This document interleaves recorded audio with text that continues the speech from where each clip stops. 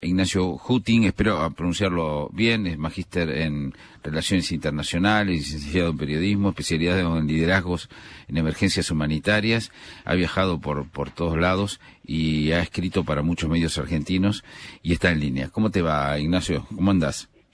¿Qué tal, Jorge? Buenos días, ¿cómo le va? Bien, bien, te felicito por el libro. Bueno, contanos un poco, danos una breve, en la medida de lo posible, una breve pincelada de qué pasa en Ucrania, cómo siente la sociedad ucraniana todo este enorme conflicto que amenaza ser un conflicto mundial armado, por lo menos. No sé si va a llegar a la guerra, pero cerca. Bien, por un lado hay dos aristas importantes de este conflicto. Una es la que estamos viendo hoy por hoy, que tiene que ver con las disputas por ahora diplomáticas, por ahora políticas, por ahora no militares, entre Moscú y la OTAN, especialmente Washington. Pero no solo Washington, también otros miembros de la Alianza Noratlántica. Eso tiene que ver con la posibilidad de que eventualmente, en algún momento, no este año y quizás ni siquiera esta década, Ucrania se incorpore a la OTAN. Esto a Rusia no le gusta porque implica correr riesgos a su seguridad teniendo bases militares de la alianza demasiado cerca de su territorio. Eso es lo que considera Rusia. Por eso Rusia no quiere que Ucrania en algún momento se incorpore a la OTAN. Pero por otro lado decía que hay dos aristas del conflicto. Y la otra arista es la que se ve un poco menos, pero al mismo tiempo es la que lleva más tiempo. Ucrania está en guerra desde el año 2014, hace casi 8 años. Y esa guerra no solo tiene que ver con Rusia o la OTAN, o el futuro político, el futuro internacional de Ucrania. Esa guerra, desde el año 2014, insisto, esa guerra tiene que ver con una cierta polarización de identidades al interior de Ucrania. Ucrania es un país claramente partido entre un occidente, un oeste, en donde se habla ucraniano, en donde la identidad es mucho más agrícola, y un este en donde se habla ruso, donde la identidad está mucho más ligada a la industrialización, a las fábricas, y esta polarización de identidades se ve, por ejemplo, muy claramente en todos los mapas electorales desde la independencia de Ucrania en 1991 hasta el inicio de la guerra. El este del país vota una cosa, vota en general partidos más cercanos a Rusia, y el oeste del país vota lo opuesto, partidos mucho más cercanos a Occidente. Esta partición, esta división de identidades estalló en una guerra en el 2014 a partir de la caída de un gobierno del presidente Viktor Yanukovych, que venía del este, de la región más cercana a Rusia. Esa guerra civil, ¿qué magnitud tuvo, verdaderamente? Y tiene, ¿no? Esa guerra civil fue muy activa entre el año 2014 y 2015. A partir del 2015, en febrero de 2015, se firmaron los protocolos de Minsk, que tenían por objetivo terminar la guerra, apaciguar un poco el conflicto, y lograron apaciguar un poco el conflicto, no lograron terminar la guerra. Al día de hoy suman más o menos 14.000 muertos, esta guerra de casi 8 años, pero además suma casi 1 millón de desplazados internos. Y como si esto fuera poco, 2 regiones del este ucraniano, del extremo oriental ucraniano, se declararon independientes. Y hoy funcionan de facto como países, con su propio gobierno, con su propia bandera, con, por supuesto, muchísima influencia de Moscú. Es decir, hay 2 Ucranias, ya prácticamente hay 2 Ucranias con 2 gobiernos y 2 formas de pensar, y debe haber ahí en el medio híbridos, me imagino, ¿no? Sí. Y lo que yo creo que es interesante es, hasta ahora hemos hablado de esta polarización, de un este y un oeste, pero también es interesante ver las diferencias al interior de cada facción. Porque en el oeste del país uno podría decir que es un sector de la población más cercano a la Unión Europea o a la OTAN o a simplemente el occidente europeo.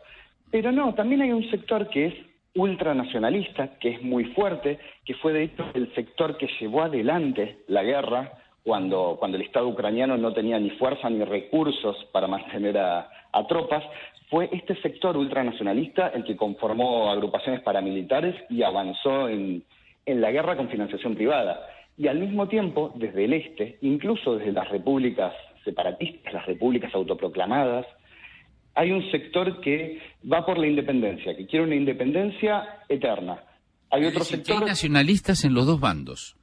Exactamente. En los dos bandos hay nacionalistas que no quieren ni estar con Rusia, ni con Europa, ni con nada. O sí, coquetean por lo menos, ¿no? Pero desde un independentismo, ¿no? Sí, pero también hay un sector oriental que va por la anexión de Rusia, que quieren ser parte de Rusia, y hay otro sector que quiere volver a ser parte de Ucrania, pero de una Ucrania más federal. Ucrania no es como Argentina, que tiene cada provincia tiene su gobernador, su constitución, su presupuesto. Todo depende de la capital. Entonces hay un sector que va por la autonomía regional aún dentro de Ucrania. Y estos tres sectores, el independentista, el que quiere ser anexado por Rusia y el que quiere autonomía dentro de Ucrania, también chocan al interior del este. Uh-huh. Bueno, parece balcanizado, ¿no? Valga la expresión. Entonces, es un país realmente muy fragmentado, no solo en dos partes, sino en varias otras partes, ¿no? Con intereses muy disímiles. ¿Cómo se formó Ucrania en este, vamos a decirlo en términos argentinos, en este verdadero quilombo, en esta diáspora apenas contenida, interna? ¿Cómo se formó Ucrania? Ucrania tiene una historia muy antigua. De hecho, Kiev es más antigua que Moscú. La Rusia actual viene de Ucrania de alguna forma. Y son dos pueblos muy emparentados, el ruso y el ucraniano. El problema es que desde más o menos el siglo XVI, lo que hoy es Ucrania siempre perteneció a otro, con la excepción de 2 años después de la Revolución Rusa de 1917 y hasta 1920. Pero esos 2 años, apenas 2 años, fueron caóticos, de guerras de todos contra todos, así que ni siquiera se puede considerar en serio esa independencia de apenas 2 años. Entonces, la identidad ucraniana, que es muy fuerte, se explica también desde esta idea que Ucrania nunca fue independiente. Ucrania siempre dependió de otro, hasta 1991. Entonces, cuando surgen estos grupos ultranacionalistas, que fueron los que llevaron adelante la guerra, tienen ese argumento. Siempre vivimos bajo la sombra de Moscú. Siempre tuvimos que mantenernos por debajo de Moscú, siguiendo las líneas de Moscú, y en algún momento queremos ser independientes. Y toda esta disputa que estamos viendo esta semana también tiene que ver con eso. Uh-huh. ¿Y cómo fue tu experiencia en el terreno? ¿En qué año fuiste? Yo estuve en 2017. ¿Y cómo fue? La verdad es que fue una experiencia muy interesante. Yo aprendí muchísimo. Caí casi por accidente en la zona, pero tuve suerte, fui conociendo gente y sobre todo fui conociendo a muchos extranjeros, especialmente españoles, que fueron a luchar a Ucrania del lado separatista. En algunos casos el argumento era que luchaban en contra de la OTAN, en contra de una ampliación de la Unión Europea. En otros casos eran comunistas, algunos españoles comunistas que creían que esta zona debía volver atrás y volver a ser una suerte de pequeña Unión Soviética. Pero eso creo que fue lo más interesante, intentar entender por qué españoles, italianos, finlandeses, chilenos o brasileños, no me crucé a ningún argentino, por qué fueron a luchar una guerra ajena en un territorio controlado por lo que el Estado ucraniano considera terroristas. Es decir, para Ucrania, estos españoles, franceses, italianos, son terroristas. ¿Por qué alguien estaría dispuesto a luchar una guerra ajena y quizás ir a la cárcel por eso? Pero Ignacio, por lo que vos me contás, no hay nadie ahí que crea en un socialismo real, digamos, ¿no? Porque, para empezar, Putin no lo cree, y el sector occidental tampoco lo cree, y los nacionalistas no creo que quieran un socialismo real. O sea que no parece estar en cuestión un retorno, no sé, del marxismo-leninismo a Ucrania o algo por el estilo, ¿no? Exactamente. Es parte de estas disputas internas. Así como hay un sector que quiere anexión, otro que quiere independencia, otro que quiere autonomía, también hay un sector que quiere comunismo. Y hay un sector que claramente no, que es mayoritario. Pero sí, efectivamente hay brigadas con con una impronta comunista, que levantan la bandera roja. Claro, lo que pasa es que desde acá se ve, viste, hay gente que quiere ver en Putin lo que no es, quieren ver en Putin una especie de Lenin, y no lo es, claramente, no quiere saber nada Putin con serlo.